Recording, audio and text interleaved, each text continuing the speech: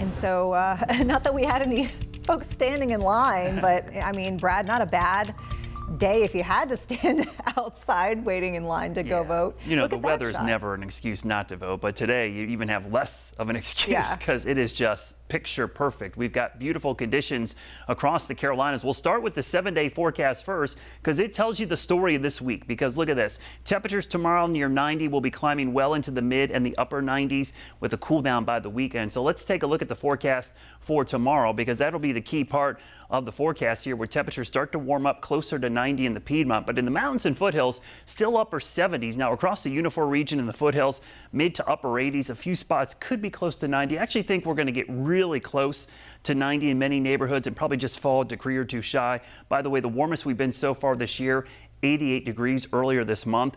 We'll probably be close to that tomorrow, if not slightly above that. I do expect to see some lower 90s as you go to the south and east. But you see the heat really starts to crank up going into Thursday. That's when the heat really starts to develop. But that's also a time we could see some scattered showers or thunderstorms. Today, we don't have any of that out there right now, but the stalled front to our northwest could bring a few storms towards the mountains late tomorrow into early Thursday. But for the most part, this is going to be a very dry week ahead. When we look at the surface map, you'll see that warm front comes blasting through here, but notice a few showers. This is overnight Wednesday into Thursday. Could bring us a few storms, but for the most part, I think we'll sleep through a lot of that. You will not see many of those. Let me show you closer up what that looks like. Showers and storms try to make a run at the mountains. They fall apart, but a couple maybe on Thursday.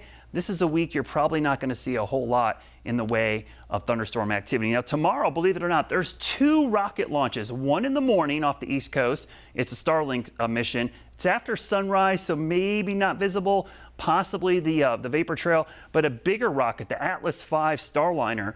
This is a huge rocket, by the way. That's why it's even visible during the daylight. This will be around 6:54, so about 7 o'clock tomorrow night.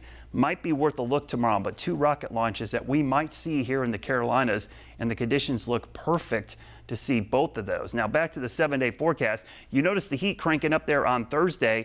That's a day where the temperatures are going to be maybe in the mid 90s on Thursday into Friday. As we go into Friday, that heat really starts to crank up, and that's probably a day we're going to see some of the warmest temperatures, maybe record highs on Thursday, Friday into Saturday. Mid to upper 90s would be the hottest we have been since the middle of last August. As we go way out into the future, there's cooler temperatures on the horizon, especially after Sunday. That's the cold front that could not only bring us some showers and storms on Sunday, but the chance for cooler temperatures early next week. So the heat wave, while it's intense and hot, Vanessa, there is definitely at least a little break on the horizon. That is good to know.